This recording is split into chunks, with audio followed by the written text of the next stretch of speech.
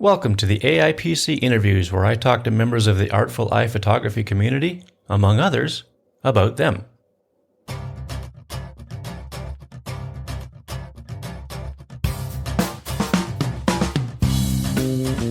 It is June 22nd, 2020, and this episode is the fourth in a series where I talk with my Tiny Shutter co-hosts, and you will know this guy as Prof Pod.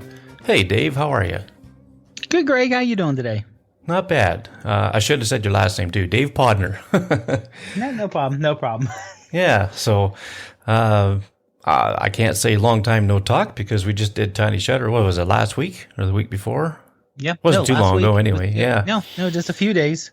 Yeah, so of course, with the magic of the internet, this could be like decades in the future, and people don't know that. Yes, that's true. Yeah, so I've done all the Tiny Shutter guys now. You're the last one, and I did them in order of, Mark Sadowski I did first because he was a co-founder. Matt Hoffman I did second because he's been on the show since the beginning. And then I did Joseph Ferreira. He's been on there for, 6, 7, 8 years. Or no, it wouldn't be 8 years. The show's only been on 8 years. But anyway, he's been on not quite as long as Matt, but then longer than you, but then you. Oh, yeah. And then I came on the show after that. So, yeah, it's been a really good series of getting all you guys on here. And so I don't know if I've even ever told any of the guys this or not, but I look at Mark as the boss, right? Okay, he's the boss. He fires us all the time, and we just keep coming back, and it doesn't matter. And then Matt, I find as a very creative guy. Joseph, I find as a kind of a technical guy, but a guy who, with his photography, he shoots with a purpose. And then there's me. I'm a technical guy. I kind of shoot technically, but then what I like about you is you're the fun guy. Because you're the guy that uses all the really cool apps like, we'll get into that after. But first, we wanted to talk about WWDC. Yeah, so, since it just happened hours ago. Yes, that's right. And we're still under the fresh tingle of excitement before, the first developer beta is just barely out. You got some reviewers just getting their hands on it and seeing how it's seeing the promise before the actuality. Yeah. And you know what? It was like minutes after that show, after the keynote ended, I went online and I got the wallpaper for the new Mac OS. I'll flip it over to you if you want it. It's kind of cool, but yeah. So what did you think? Anything that you're really excited about? Anything really catch your eye? I was trying, just in general, and if you're an Android person, you're yelling and saying, we've had this for years. And yes, I understand that. Mm-hmm, yeah. Widgets on the home screen. Yeah. That I like, because right now my home screen is folders and around 8 apps per folder. Oh yeah. Now not all photography, some are other things, health related, shopping related, news related, all that kind of stuff. But having it where certain things are a little bit larger, especially now. Question is, I know probably depends on the app and how, is it going to be like the calendar app, where right now the current calendar app gives you the date. Yes. The current temperature app, the weather app doesn't give you the current temperature on the app. No, that's right. And they could. If they could do it with the calendar, they could do it with the temperature. But if they could put a second hand on the clock icon, which they do, right? And you could turn that off, I guess. But I mean, if they can do that, surely they could have put the temperature on the weather app. Exactly. I mean, the clock app does give you the current time on the clock in digital. Yeah. And that could be much harder than. Yeah, agree. No, we're and this is the app icon we're talking about here, right? Just the app icon on the home screen. Yeah, that'd be great. But and also since they bought Dark Sky, weather. that Right. they're going to have. Now, admittedly, sorry, Greg, only for US. Yeah, Hopefully I they'll know. expand that out. Yeah. But some of the things will be in there. But like the hyper local, where they'll say like, oh, over the next hour, because Dark Sky does this, and it's like it's going to rain in 15 minutes, and it's going to last for around 20 minutes once it starts, and it's That's going to be a cool. light shower. That's cool. So, doing that is going to be nice. But, like little things like that, or like the translation looks And to do that really natively, nice. yeah. Yeah. Yeah. On the device looks pretty nice. I was trying to see and trying to always keep an eye out for photography related stuff. And the one thing I saw, that was and this was more on the iPad, but I imagine it's going to also be on the iPhone, is improved stabilization for live photos. So that got me a little excited, because if you do live photos on the iPhone and you set it to either loop or bounce, it's still not. It's good. It could be entertaining and interesting to look at, but doing it through either like Google Photos or I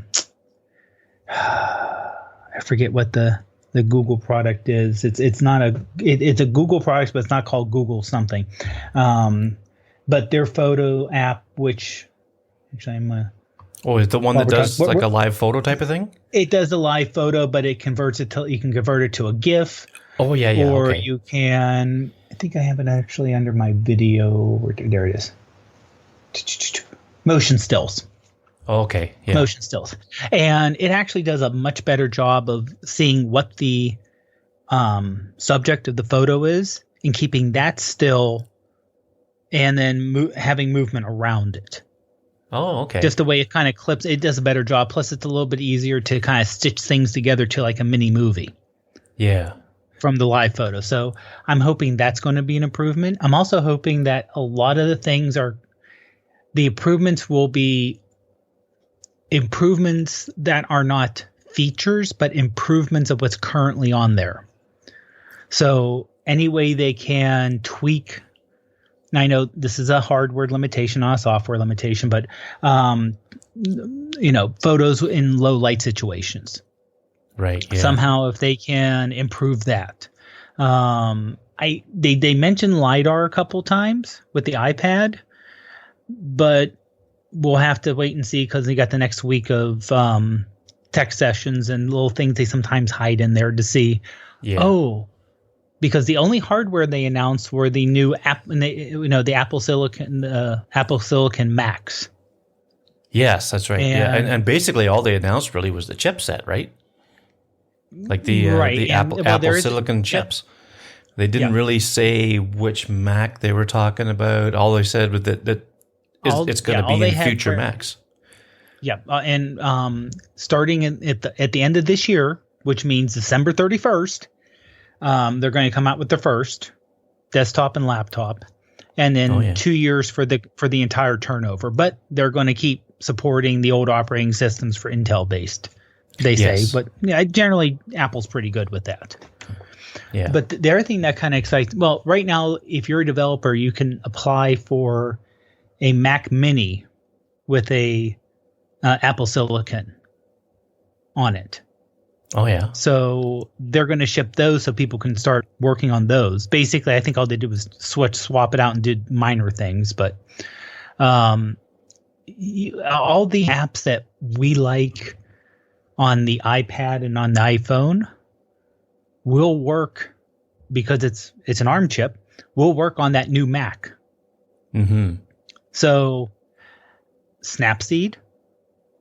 I kind of wonder for some apps like Polar, where they have both the phone and a Mac version. Oh yeah, yeah. Are they going to, and because I mean the iPhone version's a lot more affordable than the Mac version, obviously. Mm-hmm. But are they going to say, okay, this is Polar for the iPhone, iPad, and Mac on Silicon chip? Now, admittedly, it's still a couple years off, and there's not going to develop the Mac for Intel chips, or are they going to have both going? Or this is the big question for developers, I think. Yeah. Yeah, the guys from Halide put a tweet on Twitter. I don't know, about an hour ago, saying, "So you can run the iPhone apps on a Mac." Well, I guess you can run Halide Inspector on Mac. You're welcome. Mm-hmm. So, I mean, to what extent? A developer's going to have to flip a switch or something in Xcode in order to get that to work. Like, it's basically running like it's the Catalyst feature, is it not? But No. Is it not? No, I don't think it will be. I think this is because it's going to use right now the actual physical Mac Mini they're going to be sending out to the developers is running the same chip as an iPad Pro. The new iPad Pros, it's running the A12X Z, whatever it is. So it's going to run all those things natively. Now the only problem is, well, I mean, the iPad does have it where you can use a mouse natively now. So that's going to replace the touchscreen. So in my mind, all those iPad and iPhone apps are going to run on this new Mac running Apple Silicon natively. That's going to be cool. So, yeah. Now, of course, there are lots of questions, since it's going to use Apple Silicon, is it going to be cheaper than the Intel equivalent? Yeah, really. We've seen from phones that you compare an iPhone to an Android phone. The iPhone has less RAM. The chips are clock speed slower lots of times, but it runs faster. And the battery life's better. Yeah. Because how Apple works, everything. Will they say, okay, well, the Intel chip does this. This is our equivalent, or, this chip is equivalent to an Intel whatever. Because we're all together, of course, it's Apple, so they may, whether they're going to make this just kind of par, like saying, well, here's a MacBook Air and here's a MacBook Air running equivalent to, or even probably thinner, running, Mac Silicon, and they're the same price. I'm hoping it'll be a little bit cheaper since they don't have to pay Intel for the chip rights. But there's some things I know, I know some things Intel puts on the motherboard at no cost, like Thunderbolt and in the input output, which, just kind of part of the chipset, which Apple's now going to have to develop on their own or license that off of someone else. Yeah. So, well, still early on, lots of unknowns. Yeah, because when they kind of wrap things up with all that stuff about the Apple Silicon, they how they show different, they flash a bunch of different things on the screen, and one of some of the things were like improved battery life and all this other stuff. So I wouldn't be surprised if that chip worked very similar to the way it does in the iPhone Pro, where it just uses certain parts of the chip or the processor or whatever to do certain functions, which is a real battery saver. So I'll bet you that they have it all figured out to work like that. And I mean, I don't know, it's just going to blow our minds. We'll have to wait till they announce the first Mac that has this chipset on it to really hopefully hear what they're doing with it. But yeah, it's exciting times. And even the Mac OS, I'm seeing that it's going to be called Big Sur. That's the next California location-based name they've chosen. But I couldn't get over how much it looked like iPad OS. Yeah, and honestly, I was watching it on my phone, so I couldn't see the details. A lot of people, but I noticed that also. Yeah. I noticed all the people mentioned it, but also something else that someone else caught. It's not Mac OS 10 Big Sur. It's 11. They got rid of the 10. Yeah, they got rid of the 10. Mm-hmm. So, I mean, it's really hard to know what, especially 5 years down the road, who knows? Yeah. 10 years, 10 years is a long time in technology. It's forever. Because it was around 10 years ago, almost to the day, that Apple had their 2010 WWDC to show to the world the iPhone 4. Yeah. With the Retina display. Mm-hmm. The one that got lost Yeah. in the bar. Right. And that's been 10 years. And that's forever ago. Oh, yeah. Yeah, because my first iPhone was the 4S. It was the following year. Mm-hmm. And gosh, that seems like I have an aunt that's using it to this day. So that's a testament of how long you can get out of these things. But it's crazy how long ago that seems now. Mm-hmm. But yeah, Mac OS, Big Sur, it's looking a lot like iPad OS, and there's going to be a lot of functionality in there that they're even getting from the iPhone, like Control Center. You tap on the clock, I think it is, in the top right hand corner of the screen, and Control Center comes down or something like this. I'm not sure. My memory's not the greatest at the little things like this, but I think there was a little tap up there, and it did that way. Yeah. So from there, you can adjust your screen brightness and volume and all that, and then you can even deep dive into another layer of things after that. Like I'm looking forward to it, and I texted you earlier and said I'm putting the beta of iOS 14 on my iPhone. Yeah, I think I'll wait until I know. Like I'll wait till I hear that it's pretty decent, pretty stable. I will not put it on till I know that certain apps that I really use a lot and really count on are going to work fine. Yeah. If I have to reach out to the developers themselves and ask them, hey, are you guys good to go or what? They're pretty good for keeping people up to date. Like they said today, they're really good. Yeah. Today they said, don't put the beta on and look for our app to work because we're not there yet. They're being very transparent about it. So, at least Halide's got to work before I'll use it. But I'm looking forward to a lot of the things that they've talked about today. And if you missed the keynote, you can go to the Apple website, I think, and watch it there. I'm sure they've got it on there. I haven't looked to see where it is yet, but there's a Apple developer app you can get on your iPhone or your iPad, and I believe you can watch it there. You don't have to be a developer to get the app or to watch it. Tim Cook said right at the beginning of everything, they're making the keynote free, and actually the whole week of WWDC, I think they're making it free to watch for everybody. So you may not want to watch the tech sessions and stuff. I've checked into one or two in the past, and if you really listen carefully and really watch closely, like you said earlier, Dave, you can pick up a few things about what could be coming in the future here. Yeah. So exciting times. It's equivalent. Yeah, I would say listening to a tech session for most people is the equivalent of listening about. And this was, I forget which. It was a sitcom. It was a while back where the main character was listening to his wife and someone else talk in Spanish back and forth. Oh yeah. And he was listening closely, and they looked at him like, he said, "I'm just listening for my name. I have no idea what you're talking about, but I'm just listening for my name." That's awesome. Which, unfortunately, you could get away that joke in America than a lot of other places where it's kind of necessary to know two languages just for day-to-day life. We're in the U.S. where it's kind of, another language other than English? Wow, that's so unusual.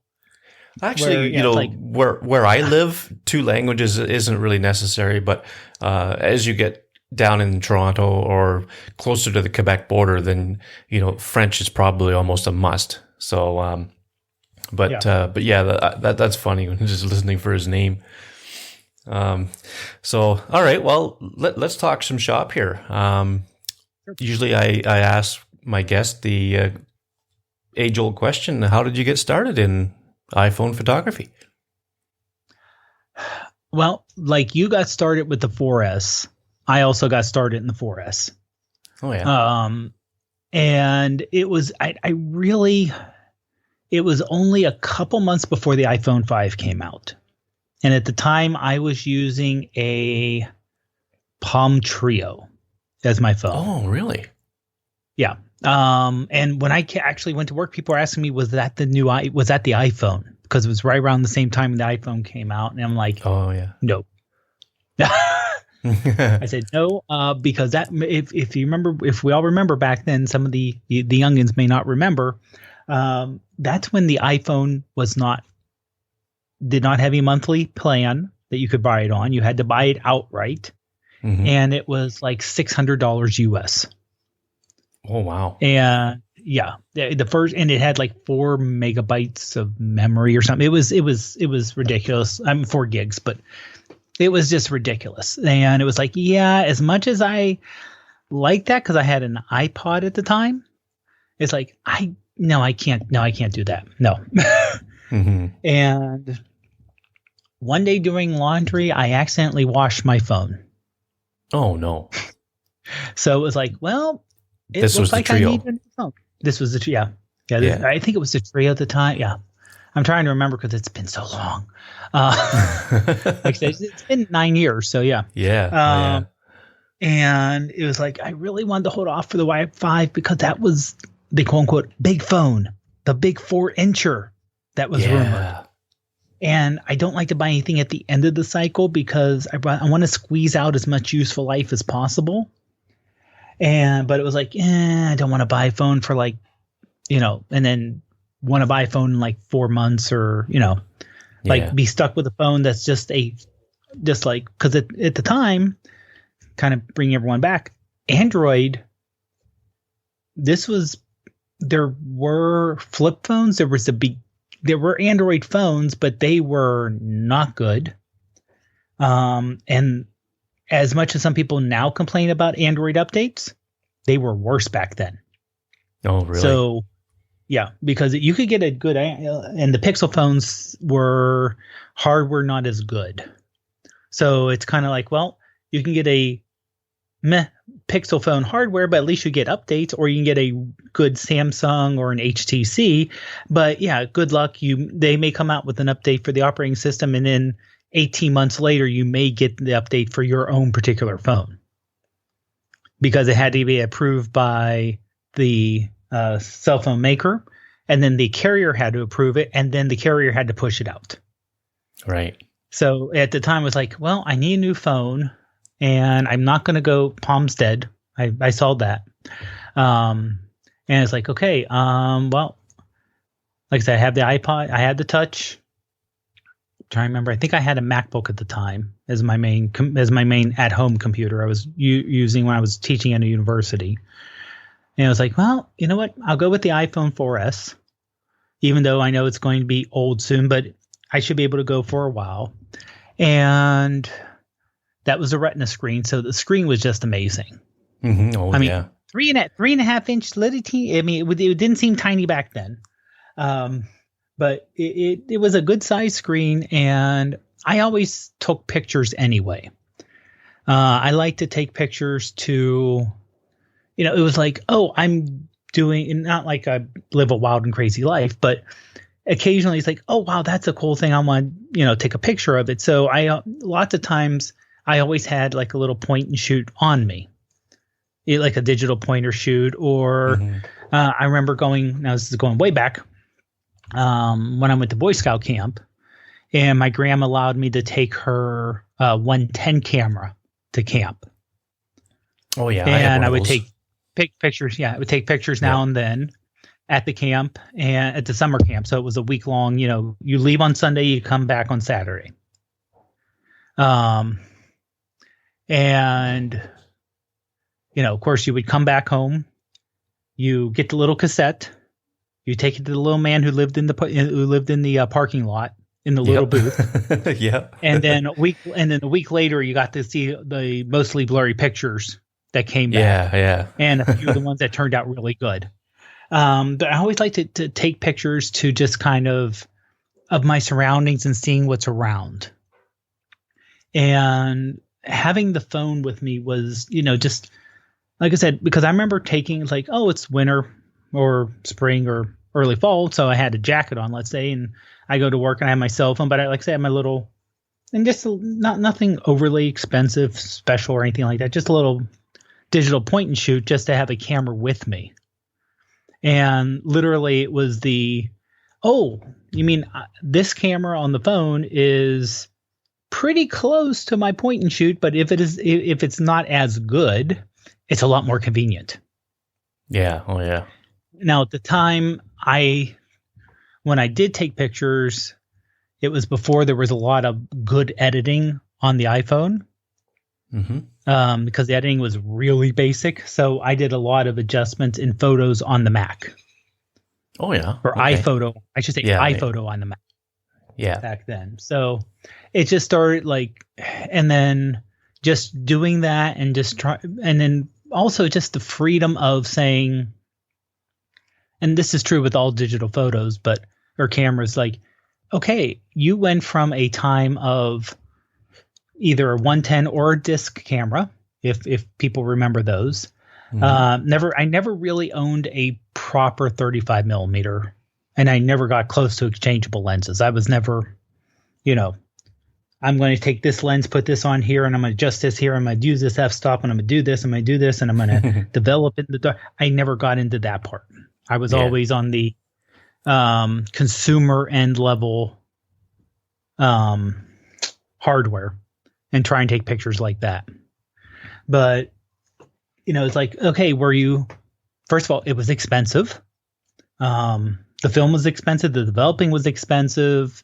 And there was a good amount of time lag versus take a picture and, okay, well, is it first of all, you take a picture on the phone, you go, okay, is it what I want? Is it what I had in mind, or was it what I was seeing when I thought of, oh, that'd be a good thing to take?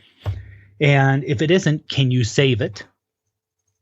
I don't mean save it, but can you do anything with it? Or is it, I'm just going to delete it and try another one, or no, it's not working the way I wanted to, or can I do something really weird with it? And a lot of times the photos that's an interesting thing, but it's just not working out to get it this beautiful photorealistic type of thing. But can I do something weird with it?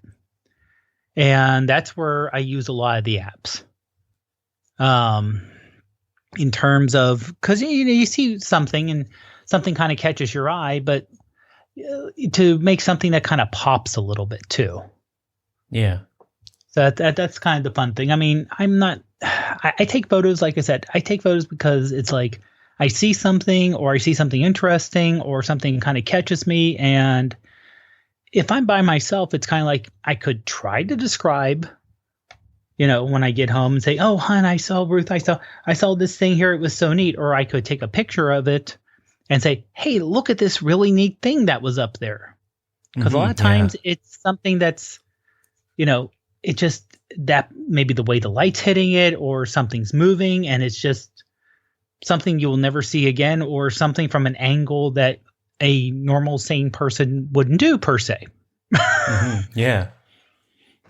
So you are, you're still on the iPhone 10, right? Right. Yeah. Yeah. Are you looking to upgrade in this fall when they come out with a new one? Honest, I hate to say it this way. This makes me to be older mentally than I actually am, but I generally don't like to replace something if it's still working. Oh yeah. And this 10's still working pretty good. And I mean, the 11, not the 11, the 12 may come out with something that blows everyone away. And it's like, oh my, I have to have this. But, my 10 works. Ruth has a 7S Plus. So our phones are oldish, but honestly, the only thing that I'm jealous of in terms of what the newer phones with the cameras can do that I can't is the dark mode. Night shots. The night mode, yeah. Yeah, the night mode is wow. But other than that, there's limitations, and I know that I'm not the easiest on my phone. Mainly because my other hobby. When someone and I'll bring this around. Don't worry. Someone posted, "What's an unexpected hobby that that no one else that you're into?" And I'm thinking, well, I only have 3 hobbies. My 3 hobbies are watching wrestling, pro wrestling. And yes, before anyone yells, I know it's predetermined. Taking photos with iPhone and running. So those are my 3 hobbies. And the phone actually takes into account 2 or 3 of them at all times. Yeah. At all times, because for running, I use, well, now my watch, but I use the phone as kind of the main tracker for my runs and everything else. So a lot of time, a couple of the really good photos I've had while out on a run. So, but of course, when you're running, let's say like, not this past year, but 2019, there was a 5-mile race that was in January. Oh, yeah, I remember you telling me about that. Yeah. Yeah. Yeah. And I mean, it's a nice race. The first 4 miles or so are a nice downhill or flat. And the last uphill is like climbing a ladder. It's just a straight, it's straight uphill. But, but running along the lakeshore, because it was snowy, it snowed like 5 inches the day before. It was just gorgeous. So, it's like, okay, you know what? I can juggle around a little bit, get the phone out of my pocket, take a picture. And that's one of the great things about the live photos is that you don't have to be perfectly still to get a good shot either. And a couple of shots turned out really good. The problem is that I got a shot, and like I said, a lot of times I like to take experience shots. Like, oh, I can't bring my friends or Ruth or my dad along with me on a run, obviously. So if I can take the phone out and take a picture in the middle of a run, I can get some interesting shots. Well, I did that, and I was getting the phone back in the pocket, and I didn't get it back in all the way, and all of a sudden, oh no! on the now it survived. Like I said, it survived, but this thing's 2.5 years old now, so it's still it's surviving quite well for a 2.5-year-old phone that's glass, that has this much glass on it. So, but honestly, if we're going to get a new phone, it's Ruth's phone's older than mine, but it's one of those things of they both work fine. And this is, I think, something Apple's been dealing with is like, yeah, what I have is working fine. It's not slow. It's not choking. Why do I need to buy a new one? As much as it interests me, as much as I'll, look into it and kind of look at all the tech details and everything else. Kind of like for people who are car people, it's like you see the new cars come out, but you're not going to buy one. Oh yeah, that's right. Yeah. So I mean that's fine. I mean if but I guess maybe there's always that off chance that price drops on newer than the 10 but older than the new ones. That sometimes they happen. You never know, one of those might fall into your hands or something. But so your creative process is basically to track your experiences in life and things like that. Do you have a favorite app that you use to capture these and to edit them? Honestly, for capture, I use mostly the native camera. Yeah, I mean, and it's fine. It's yeah. I mean, I've tried, because I know you're huge into RAW, and I've tried to do RAW, and for whatever reason, I just can't grasp my head around it. Yeah, it's an acquired thing. It's more in the post processing, and it sounds. I don't think I have the patience. I just don't have the patience for doing the proper post processing, and so I shoot with another reason I use the native is the live photos. It saved me having that live photo, especially if I'm taking pictures like the dog or the cats. Having that live photo where I can say, wait a minute, that's not good, but if I back it up a half a second, that's the pose I want. Yeah, that's so it just makes a big difference. That's an invaluable feature of live photos for sure. Now, I still occasionally use I use Spectre if I want that kind of silky, smooth waterfall look, and I do use Camera Plus 2. mostly for macro mode though. Yeah. Because I really like their macro mode. Yeah, it does a good job. Yeah. Yeah, and it especially like when it comes to flowers, like we have a garden out back and doing macro onto like a tomato flower, or like when the fruits start to come up, doing macro mode just to get that really close look with that nice bokeh in the back. That just it's still, and it's I've been using Camera Plus way back when it was Camera Plus, when I got the first 4S, because it had that and it had the stabilization feature, and I really love that.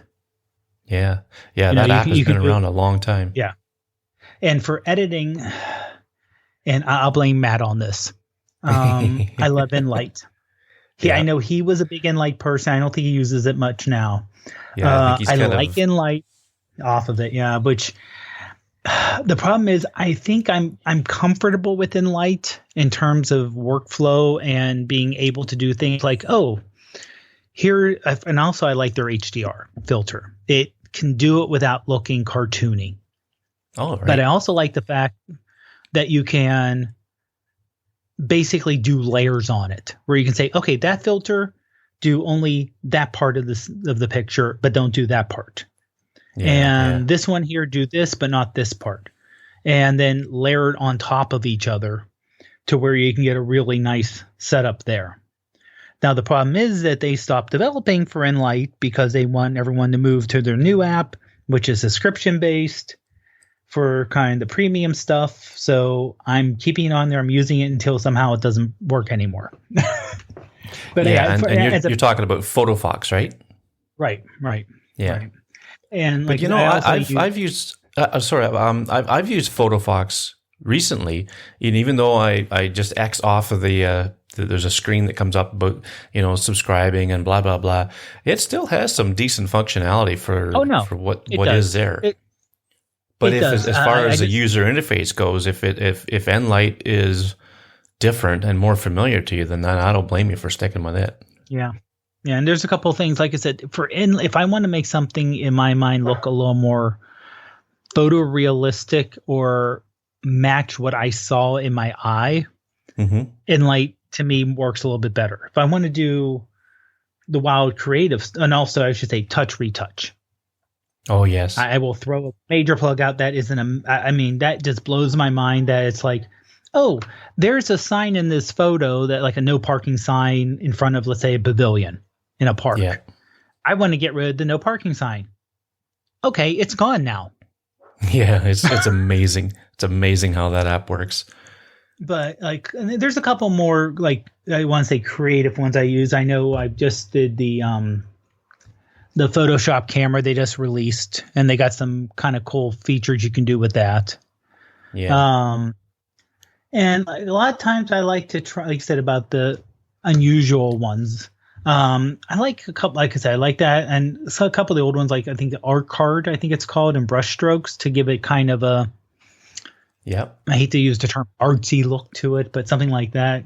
Because occasionally I'll post like on Instagram where it's like, okay, here's the original, here's one edit, here's another edit, and here's another edit that's from something else. Just because I like, it's like, okay, well, I kind of, here's the original so people know what you're kind of starting with. And here's some edits you can do off of it.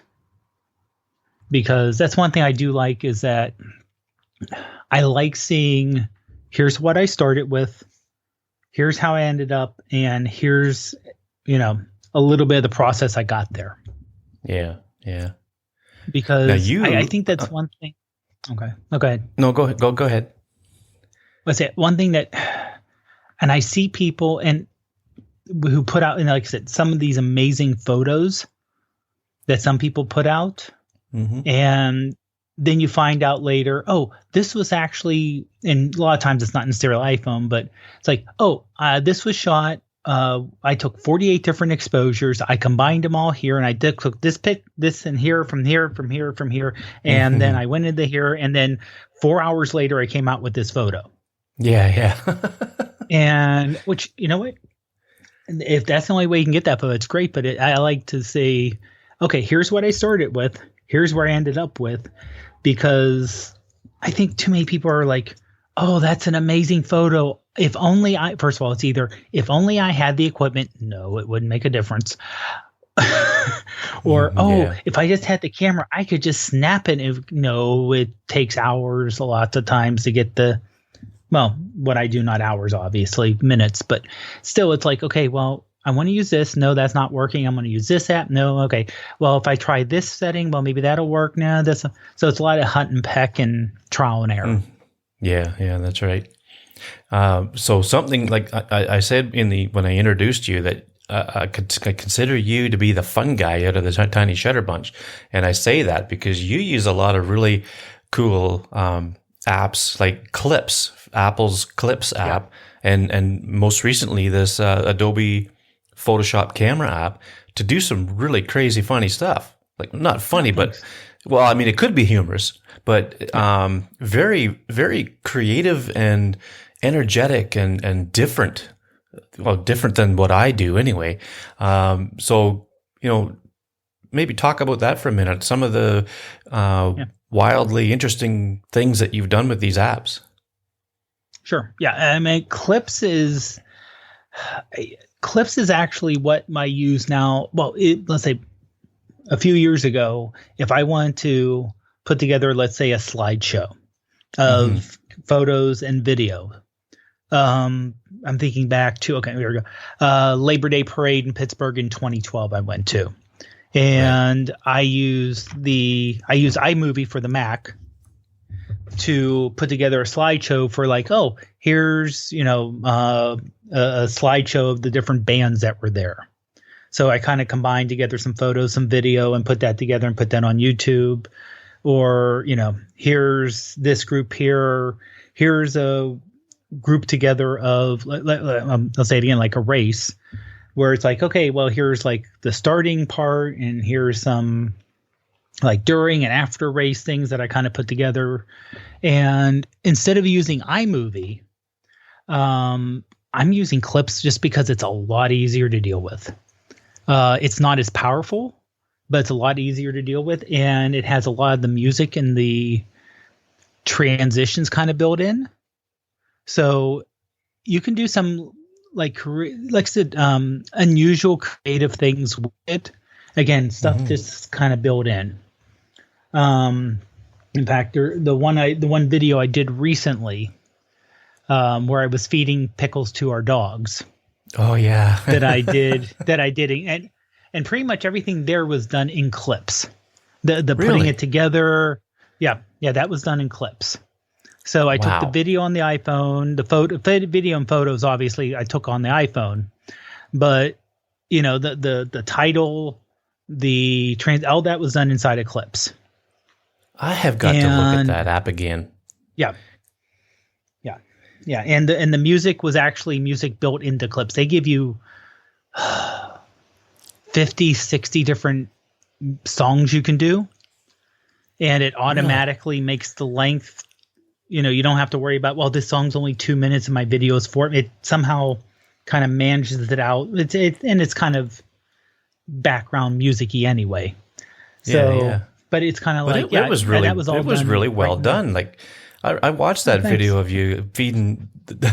I've never seen anybody feed pickles to a dog before, but they sure like them. And I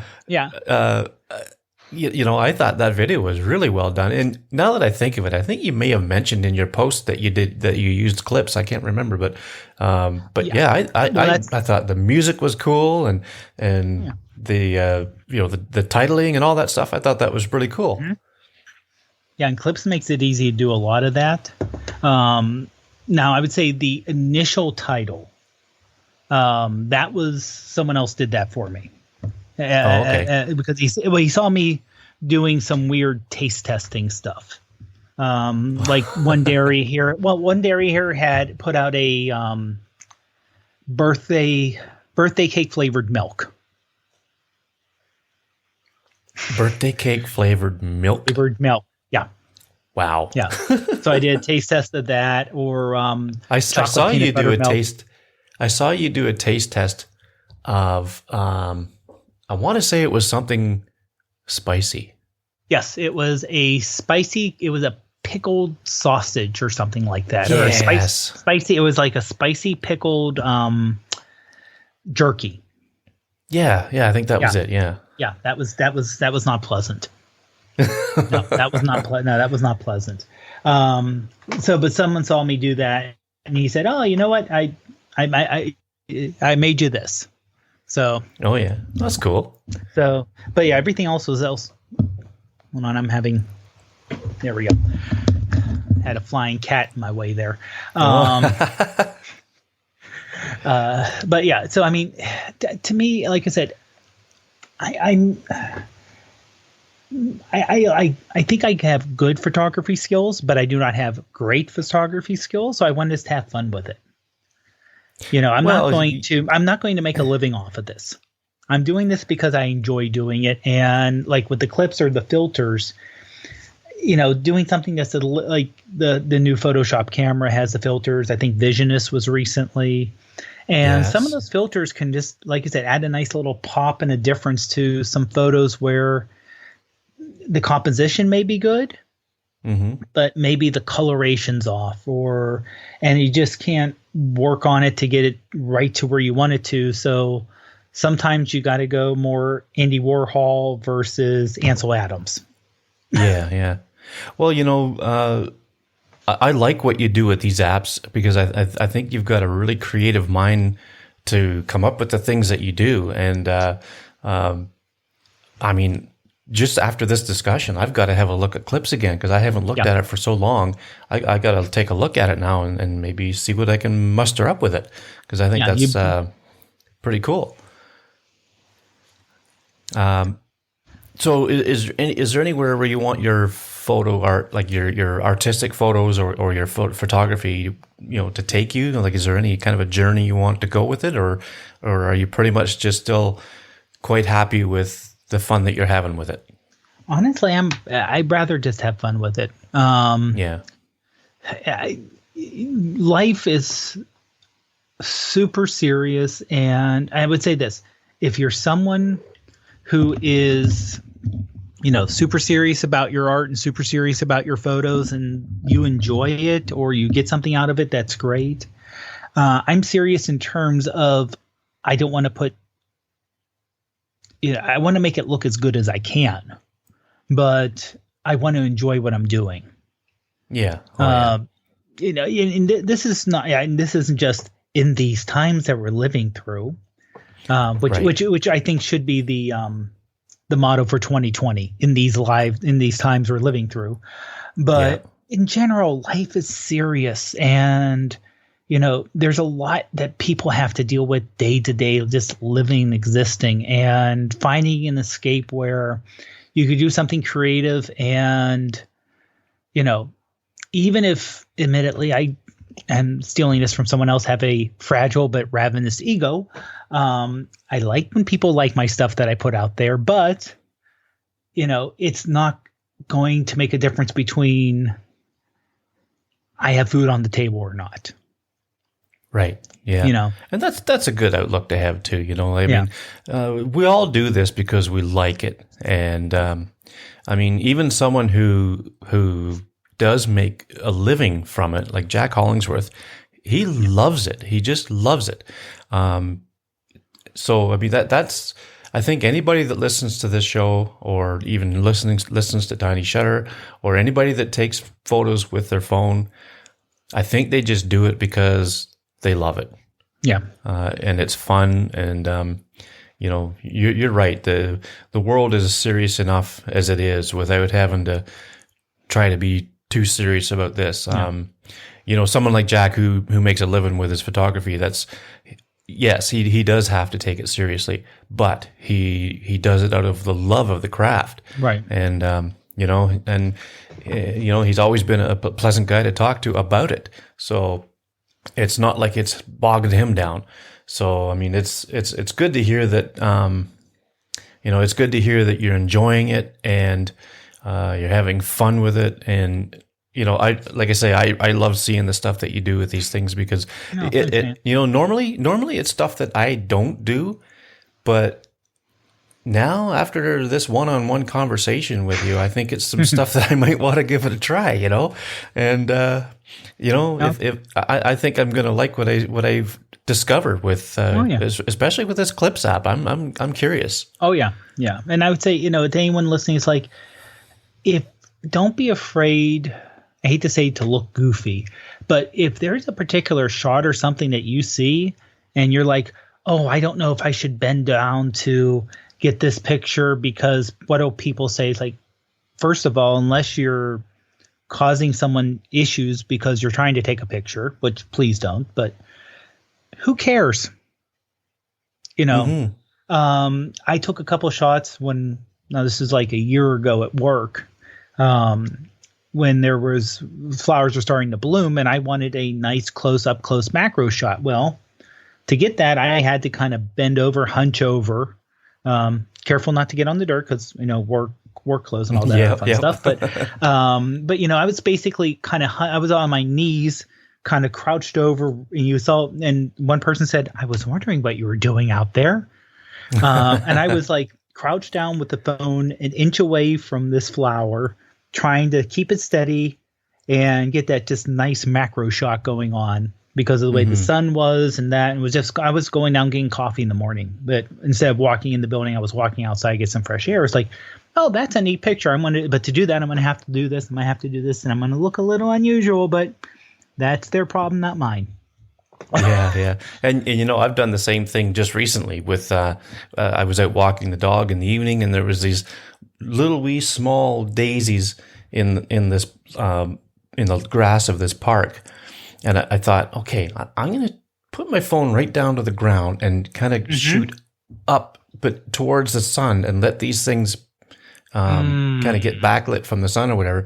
And I'm right down there on my knees and, the dog's on the leash, but luckily she didn't see no squirrels or something, or she would have been dragging me down the road. But I had to look ridiculous because I'm right down there and I'm holding my phone down into the grass. And if nobody saw the phone, they wonder, what the heck is he doing? But, who cares? I wanted to get the shot. Exactly. Yeah. Exactly. Like I said, if you're doing something if you're doing something and not enjoying it outside of doing it to, it's like, okay, I may not always enjoy my job. I don't hate it, but there are times where it's like, oh yeah, we have that we have to do. But it's not it's not horrible, but I know people who do miserable stuff because they have to, feed their family, make sure they have insurance, make sure there's a roof over your head, something on that nature, which I understand people doing that. But if it's something optional in life, and I hate taking pictures is optional. It should be something that you enjoy. It should be something that brings you joy for doing, let alone outside of any, outside. And if that helps you too, but, make sure you're having fun with it. Yep, definitely. That's darn good advice. Well, Dave, this has been a very fun and enlightening conversation. Everything from WDC to Apple's Clips app. And I had a lot of fun with it, and I'm so glad you were able to come on. And, anything you want to plug? Just kind of plug myself, really. And my Twitter, Instagram handle being ProfPod. And I say that's from going way back when I joined Twitter in 2008, when I was still teaching algebra. And my thought was, I can use this to announce to my students. I could just say, follow me on Twitter, and I can announce like class assignments and things like that. Oh, yeah. So that was the idea way, way back then. And who knew Twitter was going to be what it turned out to be 12 years later? Yeah, that's right. So yeah, basically, those are my 2 points. Instagram is straight photography. Twitter is some photography and a whole bunch of. Unfortunately, it's almost like not necessarily old man yells at sky, but person yells at stupidity in the world as he sees it lots of times. So if you start to follow me on Twitter, you're like, Instagram's safer. Yeah, if you're looking for photography, yeah. Exactly. I don't do Artful iPhone as much as I should.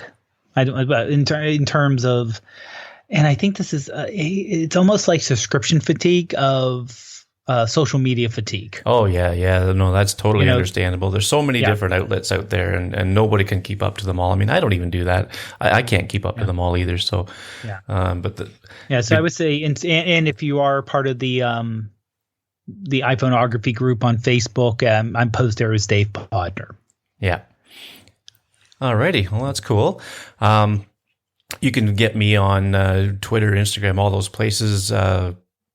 Best place to get all my online links is at about.me/McMillan.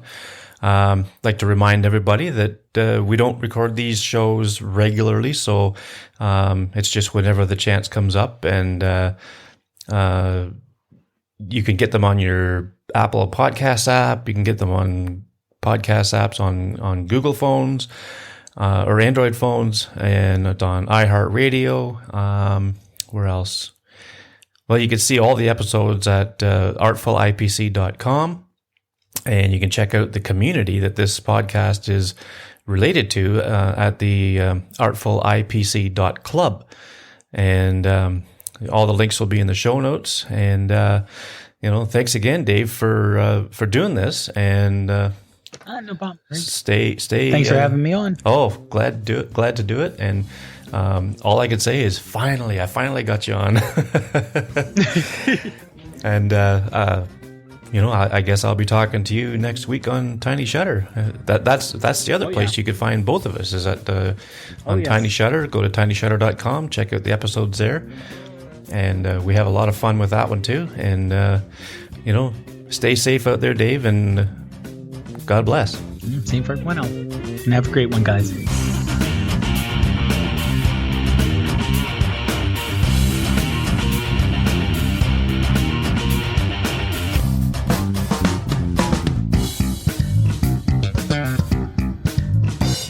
Something I did mention that the reason I fed the pickle to the puppy. Oh yeah. And I did mention in the video is someone I know. I think I've never met him, but through the wrestling group Chachi. Oh yeah. That he started a YouTube and moved to Facebook thing called Put a Pickle on It. Oh. Where he takes food that you normally don't put a pickle on, and he puts a pickle on it for taste testing. Oh, really? Yeah. And it was like, oh, okay, that looks interesting. Let me put a pickle in the puppy. That's weird. Well, kind of weird, I guess. But hey, if you're gonna, I hate to say, anytime we get food out, the dogs want to have a taste of it, whether they should or shouldn't. They always yeah. I can relate. Our dogs are the same way. No, that's funny.